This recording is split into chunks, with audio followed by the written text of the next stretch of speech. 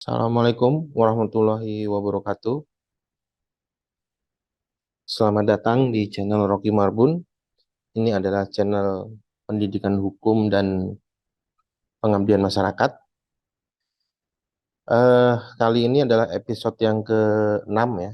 Yang ke-6 saya coba untuk melakukan transformasi eh, penelitian. Ya. Ada dua penelitian yang akan saya singgung di dalam video ini. Ini adalah penelitian yang pertama ya tentang eh, komunikasi instrumental ya, dalam pemeriksaan perkara pidana. Ya. Nanti jurnalnya atau link jurnalnya saya masukkan ke dalam deskripsi ya supaya bisa dilacak. Oke, yang perlu dipahami terlebih dahulu tentang apa itu komunikasi instrumental. Komunikasi instrumental itu adalah suatu bentuk komunikasi yang sifatnya satu arah. Yang sifatnya satu arah dan si pendengar itu tidak memiliki kekuasaan apapun untuk dapat melakukan feedback ya dari komunikasi yang dikonstruksikan oleh para penegak hukum. Tidak melakukan feedback bukan berarti tidak bisa tidak bisa berkomunikasi, tapi tertutup peluang untuk melakukan argumentasi. Ya. Jadi ini ilustrasinya hampir mirip ya, hampir mirip dengan model komunikasi antara dosen di kelas dengan mahasiswa. Ya, hampir mirip. Karena kalau dosen di kelas itu masih ada proses tanya jawab, gitu ya. Masih ada proses diskusi. Nah, sehingga dalam komunikasi instrumental ini, lawan bicara itu sebenarnya diposisikan menjadi objek. Ya. Lawan bicara diposisikan menjadi objek. Nah, model komunikasi seperti ini sebenarnya berasal dari satu asas hukum yang namanya inquisitoire. Orang yang diperiksa dipandang sebagai objek yang pernah diakui sebagai proses hukum di Indonesia sebelum tahun 81. Ya. Sebelum tahun 81. Setelah tahun 81, semenjak muncul Undang-Undang 8 tahun 1981 tentang hukum acara pidana, asas inquisitoire yang mengedepankan komunikasi instrumental itu tidak diberlakukan. Yang diberlakukan adalah asas acquisitoire, yaitu orang yang diperiksa dianggap dipandang sebagai subjek. Ya. Jadi dalam proses pemeriksaan perkara pidana semenjak tahun 81 sifatnya relasi subjek-subjek. Ya. Sebelum tahun 81 relasinya adalah subjek-objek. Nah, tapi dari artikel ini saya melakukan penelitian penelitian saya tuangkan dalam bentuk artikel, saya menemukan data, fakta ya, karena saya juga pernah praktek, jadi saya tahu faktanya dan saya menemukan data yaitu dari penelitian LBH masyarakat dan juga saya menemukan putusan pengadilan ya, yang berkaitan dengan tema yang akan kita bahas ini. Eh, ini yang kemudian jadi dasar dua artikel yang akan saya bicarakan. Kenapa dua? Kemarin satu, hari ini dua. Karena memang ada hubungannya. Ya, dua artikelnya ada hubungannya. Nah, dalam proses komunikasi instrumental ini yang muncul cara atau teknik berlogika adalah logika monolog ya. Nanti tentang logika monolog itu ada artikel lain lagi ya, ada artikel yang lain. Logika monolog itu artinya yang berpikir hanya yang menjadi pembicara ya, eh, yang menguasai pembicaraan. Oke, baik. Nah, eh, bahasa itu merupakan instrumen yang digunakan untuk seluruh ilmu pengetahuan. Ya. Bahkan kehidupan kita nggak mungkin lepas dari bahasa. Termasuk hukum itu juga menggunakan instrumen bahasa. Apalagi dengan dasarnya misalnya undang-undang. Ya. Undang-undang itu juga bahasa. Penyidik bertanya itu juga menggunakan bahasa. Ya. Nah, model model bahasa bukan model bahasa, cara dalam menggunakan bahasanya lah yang disebut sebagai komunikasi. Namun demikian, bahasa dalam konteks hukum itu sering kali dianggap berbeda. Ya, orang hukum selalu mengatakan jangan samakan antara bahasa Indonesia dengan bahasa hukum. Bahasa hukum itu berbeda. Padahal menurut Sultan Takdir Ali Sabana, bahasa hukum itu harus tunduk terhadap hukum-hukum dari bahasa Indonesia. Nah, penggunaan bahasa dalam hukum sebenarnya merupakan suatu model penyimpangan dari bahasa pada umumnya. Kenapa disebut penyimpangan? Karena model bahasanya, teknik penulisannya, konstruksi argumentasi dalam bahasanya, logika yang dimuat di dalam bahasa komunikasinya, itu hanya dipahami oleh orang-orang yang memiliki background sarjana hukum atau orang-orang yang berkecimpung di dalam dunia hukum. Misalnya penyidik ya. Kenapa saya katakan penyidik?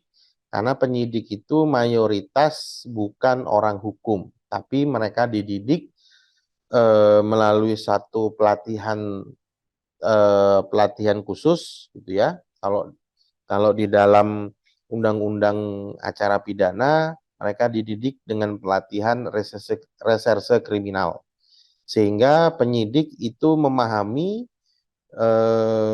mengetahui bahasa hukum yang akan digunakan. Nah, tapi tidak dengan orang awam. Walaupun ada beberapa istilah-istilah, ada beberapa konsep-konsep yang dipahami oleh orang awam. Misalnya mendengar istilah 86 ya, itu kan tanda atau simbol yang sering digunakan polisi. Tapi hari ini seluruh masyarakat Indonesia itu sudah paham artinya 86. Kemudian sifat dari bahasa. Ya, kenapa ini menjadi menarik bahasa yang saya ungkap di dalam apa namanya di dalam memberikan pengajaran hukum gitu ya, karena memang bahasa itu sifatnya selalu arbitrer ya.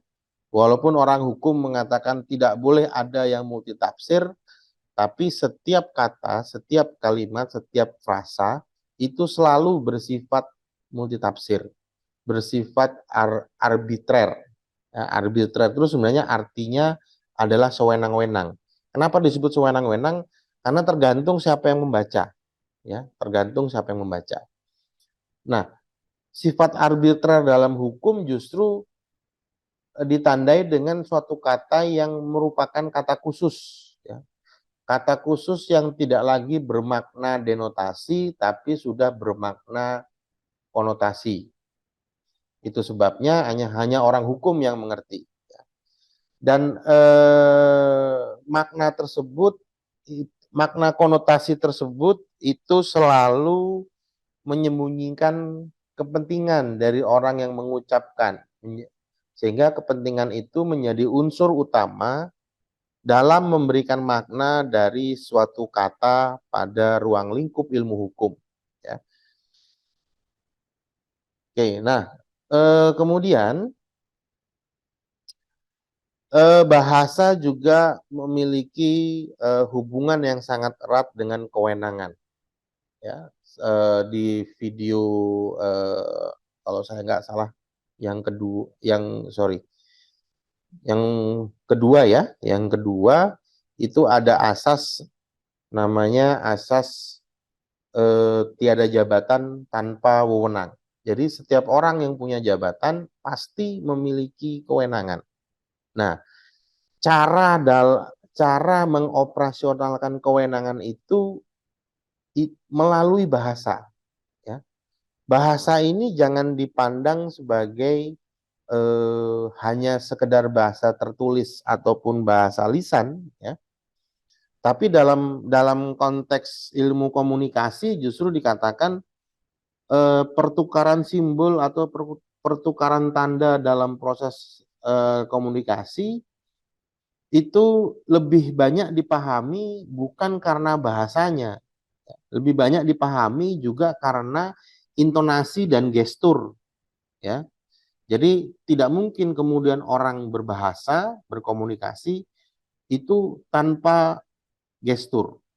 Jadi kan kita nggak kebayang kalau kita bicara dengan muka orang yang mukanya lempeng aja, nggak ada apa, raut mukanya itu lurus aja, ya. Nggak ada perubahan raut muka dan segala macam. Padahal kita tahu kok lagi marah, lagi sedih, lagi ini semua segala macam. Itu juga bagian dari komunikasi. Itu juga bagian dari bahasa, ya. Karena kalau kita raut mukanya marah, walaupun orangnya nggak bilang saya sedang marah, tapi bisa lihat mukanya marah, maka kita tahu bahwa maknanya adalah marah. Jadi bahasa itu sendiri sebenarnya mempunyai arti apapun yang bisa dimengerti, apapun yang bisa dipahami, itulah bahasa. Ya. Nah, dalam operasionalisasi kewenangan atau menjalankan fungsi dari jabatannya, yang kita lupa adalah para penegak hukum itu bukan orang-orang yang tidak memiliki kemampuan berbahasa. Para penegak hukum itu justru ketika mereka melaksanakan jabatannya berdasarkan kewenangan, instrumen utamanya adalah justru bahasa. Nah, sehingga kalau tadi dikatakan bahasa itu adalah sewenang-wenang dalam arti sifat kesewenang-wenangannya adalah tergantung dari pengucapnya, tergantung dari orang yang mengucapkan, maka sebenarnya ketika dia sedang menyampaikan sesuatu, sedang berkomunikasi dalam proses pemeriksaan pidana, ya, maka kesadaran palsunya itu penegak hukum sedang terjebak ke dalam suatu kesadaran palsu. Ya. Kenapa saya katakan kesadaran palsu? Karena ketika penegak hukum itu menjalankan kewenangan, dia akan menggunakan bahasa melalui suatu pemilahan kata, ya, bentuk kata dan eh, intonasi serta gestur yang dirancang secara sadar. Oleh karena dia juga sadar kalau kemudian dia menggunakan bahasa atau model kalimat yang diucapkan itu memiliki makna ganda di luar dari kewenangannya, atau mungkin juga bisa bahkan sering terjadi di dalam kewenangannya, dan dia salah ucap, salah bicara, salah berkomunikasi, menggunakan gestur-gestur yang sifatnya negatif, dia akan menerima dampak sanksi terhadap dirinya. Nah, ini yang saya katakan ada kesadaran palsu dalam diri penegak hukum karena dia memahami dampak yang akan dia terima jika menggunakan bahasa atau model komunikasi yang sifatnya negatif. Nah, kemudian ini yang disebut sebagai bahasa menyertai kewenangan. Misalnya apa? Misalnya ini ada kalimat-kalimat yang saya muat di dalam penelitian, ya. Di samping itu ada gambar penelitian Instrumental Communication Action, gitu ya. Jadi kalimat ini bukan kalimat yang karangan saya, kalimat ini ada di penelitiannya LBH Masyarakat, ya. Misalnya jangan pakai pengacara, nanti makin tinggi hukumannya, ya. Jangan banding, nanti makin tinggi hukumannya. Biasanya itu di perkara-perkara korupsi itu. kalau yang kedua itu. Nah, ini yang kemudian diucapkan oleh eh, seseorang yang memiliki jabatan kewenangan sebagai eh, penegak hukum. Nah, eh, kemudian contoh kata atau bahasa yang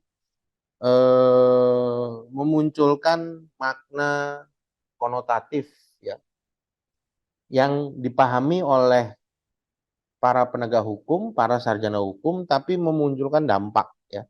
Misalnya pasal 55 KUHP atau sekarang diatur di pasal 20 KUHP yang baru ya. Misalnya teori tentang deelneming ya, itu ini bahasa Belanda ya. Deelneming ini bahasa Belanda. Kalau di bahasa Indonesia kan dalam bentuk bahasa hukum namanya penyertaan ya atau turut serta. Nah, mulai dari kata deelneming, penyertaan atau turut serta, ini memiliki makna konotasi yang tingkat pertama. Ya, tingkat pertama artinya dia makna khusus yang muncul hanya dalam ruang lingkup tertentu, yaitu hukum. Ya. Tapi kemudian dalam praktek ada konotasi tingkat kedua. Jadi penyertaan itu atau turut serta ditranslate lagi ke dalam bahasa yang lebih sederhana, tujuannya supaya dipahami oleh masyarakat umum, yaitu dengan kata bersama-sama. Nah, kata bersama-sama ini justru memunculkan dua dampak, baik dampak positif maupun dampak negatif. Ya. Dampak positifnya kita jadi mengetahui bahwa ternyata tindak pidana itu eh, sifatnya tidak satu orang, ya, tapi lebih dari satu orang. Ya. Penyertaan itu syarat utamanya dilakukan oleh lebih dari satu orang. Nah, tapi bisa juga bermakna negatif, ya, ketika kata bersama-sama ini diucapkan, jika diucapkan dengan intonasi, dengan gestur yang diarahkan kepada orang-orang yang diduga ikut serta ya, dari pelaku utama. Nah, ini menjadi muncul goncangan psikis tersendiri. Pasti pikiran orang awam akan memunculkan satu pemikiran, loh, berarti saya akan dibawa serta ini dengan pelaku utama. Saya akan juga ikut dijerat ya dengan pasal yang sama dengan pelaku utama ya. Nah, itu dampak negatifnya. Jika penyampaiannya ya, jadi hanya jika penyampaiannya itu menggunakan intonasi atau gestur ataupun teknik dalam menyampaikan ya, itu juga komunikasi sebenarnya ya, yang memang ditujukan untuk kepentingan dari penyidik ataupun jaksa ataupun hakim itu sendiri ya. Jadi dia bisa bersifat negatif, bisa bersifat positif, tergantung cara mengungkapkannya.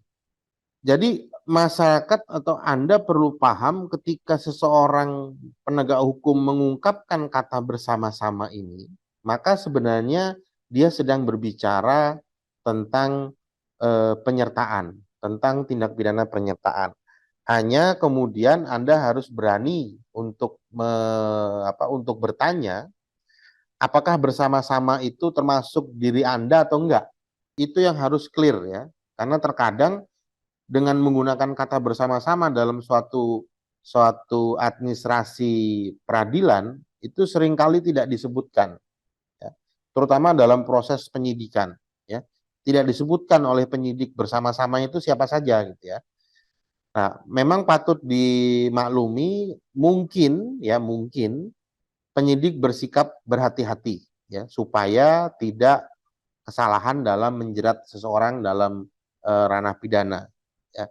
Tapi Anda perlu ketika Anda nanti berhadapan dengan penyidik, ya, Anda perlu perhatikan bagaimana cara dia mengucapkan, perhatikan gesturnya, perhatikan intonasinya, ya. Terutama juga perhatikan teknik dalam penulisan keterangan yang Anda sampaikan, karena itu bisa jadi berdampak negatif buat Anda. Ya, jadi Anda harus bisa memperhatikan hal tersebut. Oke, kemudian ada juga yang penyertaan yang sifatnya positif. Nah, ini ada di dalam putusan, ya, ada dalam putusan. Ini putusan pra peradilan ya tahun 2018 yang mengajukan adalah MAKI, ya, Masyarakat Anti Korupsi Indonesia, yang mengajukan permohonan pra peradilan KPK ya di Pengadilan Negeri Jakarta Selatan. Dikatakan di sini ada rasa keadilan yang terusik. Kenapa terusik? Karena rupanya pelaku tindak pidana pada perkara pokok itu telah diputus bersalah dengan kalimat bersama-sama dengan. Ya. Jadi pelakunya itu sudah dinyatakan terbukti sah secara hukum bersalah bersama-sama dengan, disebutkan A, B, C, D, E-nya. Gitu ya. Nah, tapi kemudian LSM Maki ini melihat sudah dinyatakan oleh putusan pengadilan yang berkekuatan hukum ya tetap bahwa perbuatan itu nggak sendiri tapi rame-rame ya. Tapi kenapa hanya satu yang dipidana sedangkan yang rame-ramenya itu orang-orang lainnya itu kenapa tidak dituntut secara pidana juga? Akhirnya ini yang kemudian menjadikan LSM Maki untuk menggugat KPK agar meneruskan proses penuntutannya. Nah, ini adalah penggunaan-penggunaan bahasa yang bisa dicermati. Memang yang jadi persoalan adalah kemampuan dalam mencermati bahasa, mencermati kata, kemudian kemampuan dalam mencermati model komunikasi itu di dalam Fakultas Hukum tidak diajarkan, ya. Tapi memang di Fakultas Hukum diajarkan untuk berdiskusi, ya. Berdiskusi, diajarkan untuk saling berdialog, bahkan juga saling berdebat. Tentunya mahasiswa kami Fakultas Hukum dimanapun, ya, seluruh Fakultas Hukum, ketika berdiskusi, ketika berdialog, berdebat, memang pasti akan diberikan masukan teknik dalam menyusun kalimat. Hanya saja kalimat-kalimat yang disusun itu sifatnya netral. Sehingga sangat berbeda dengan kalimat-kalimat yang disusun, bahasa-bahasa yang dikeluarkan dalam bentuk di dalam ranah praktek. Nah, ini menjadi persoalan, ya. Menjadi persoalan bukan bagi sarjana hukumnya, justru menjadi persoalan bagi masyarakat umum, ya, yang sudah tidak memahami istilah dari bahasa hukum, terus kemudian istilah tersebut dipergunakan dengan cara yang negatif misalnya. Ini yang menjadi kerugian bagi masyarakat. Nah, konsentrasi saya adalah bagaimana kemudian masyarakat itu mampu mendeteksi secara dini terhadap ungkapan-ungkapan model-model komunikasi dari penegak hukum sehingga mampu membentengi diri dalam suatu proses pemeriksaan perkara pidana. Baik, saya akan lanjutkan untuk video ke-7-nya dengan mengangkat artikel-artikel yang sudah pernah terbit. Terima kasih, semoga apa yang saya sampaikan ini bermanfaat untuk masyarakat banyak. Assalamualaikum warahmatullahi wabarakatuh.